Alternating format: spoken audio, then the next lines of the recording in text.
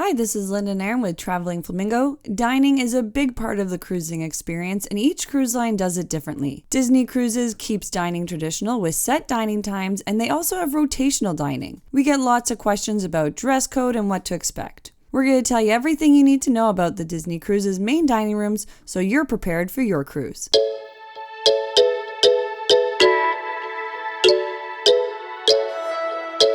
We've been trying for many years to get on a Disney cruise. For a variety of reasons, they kept being canceled or moved, so we were so excited once we actually stepped on foot of the cruise and they called our name to welcome us aboard. We were on a 4-night cruise, so we got to try each dining room once, and we tried a specialty dining room restaurant, which we'll review another time. One of the things that's unique about Disney Cruises' main dining room experience is that they have rotational dining.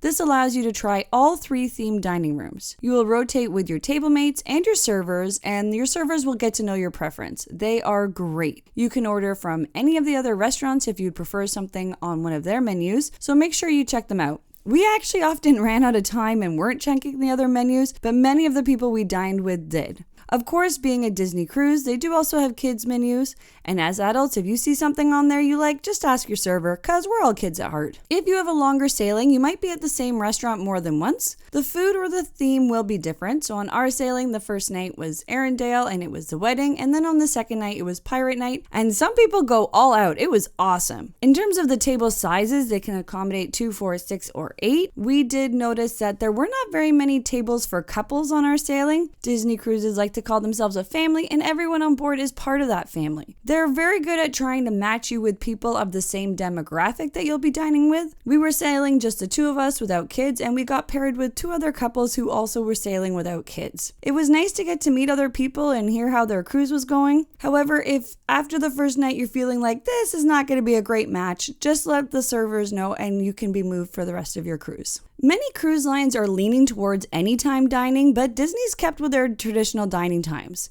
There are 2 seatings, and the seatings may be different depending on your itinerary. If you're sailing out of the US, often the first seating is at 5:45 p.m.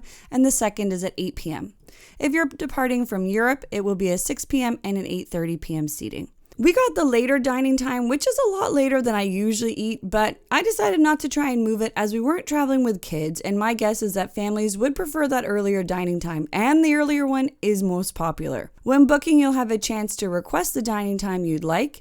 If you don't get it, you can call Disney Cruise Lines, and you can join the waitlist to see if something opens up, and you can ask once you get on board. We have not done set dining times in a really long time, and something that surprised us was the wait to get in. As there was a seating before, we found that they actually never opened the doors early as they needed that time to get the dining room ready. So don't be overwhelmed by the size of the line. The crew are amazing at getting everyone in quickly and safely once the doors do open up. We also liked how they organized the dining times with the show. There's an earlier show and a later show, so you can always see a show and have dinner if you want to have your dinner and then you see the show, or you see your show and then have the dinner, depending on what your dining time is. I know we're focusing a lot on the main dining rooms, but I did want to mention the buffet. Often on cruises, this is open during dinner for people who would just prefer a quick meal or just want to grab a snack.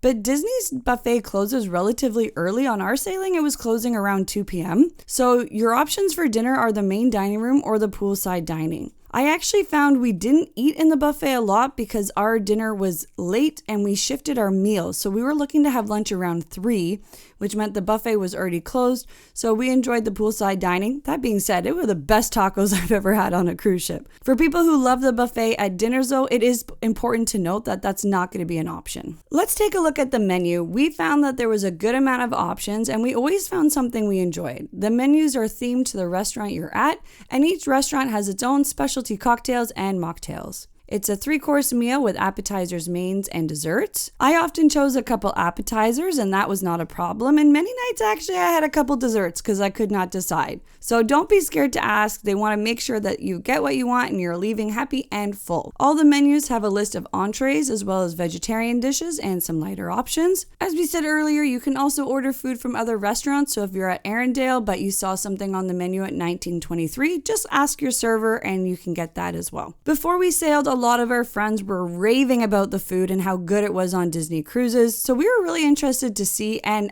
they did not disappoint. The food was really fresh and the quality was great. In the main dining room, we got some nice steaks, lamb chops, crab cakes, fresh salads, hot soups, pasta, cheesecakes, milkshakes, and more. We never felt bored of the menu as we were rotating between the different restaurants and it changed, and we never left hungry. Another thing that surprised us was the dress code, or really how casual it was. On some cruise lines, they are very strict, and with the beautiful theming of the cruise ship, I thought it was going to be relatively formal, but I was wrong.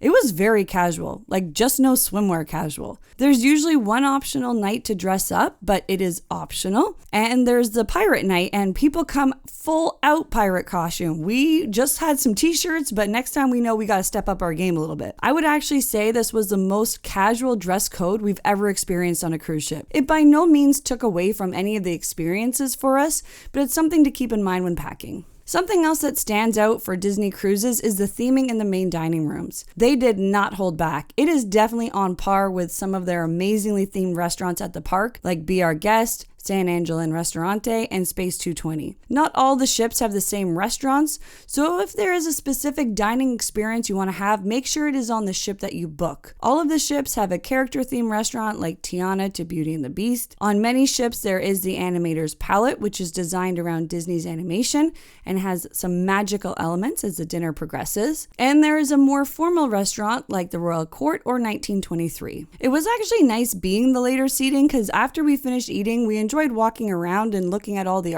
art and facts that they had on display in 1923. I'm just going to quickly go through the main dining room themes that you might have on your ship. So you've got the Royal Court, which is inspired by Disney princesses like Cinderella, Snow White, Sleeping Beauty, and Belle. The Enchanted Gardens is designed off the Gardens of Versailles. Keep your eye on the ceiling to see that most beautiful sunset. Rapunzel's Royal Table, as you would expect, is Tango themed with glowing lanterns. Lumiere is for all those Beauty and the Beast fans. Arendelle, a frozen dining adventure, is a magical evening with live entertainment. At Tiana's Place, you'll be transported back to the 20s in this Princess and the Frog themed restaurant.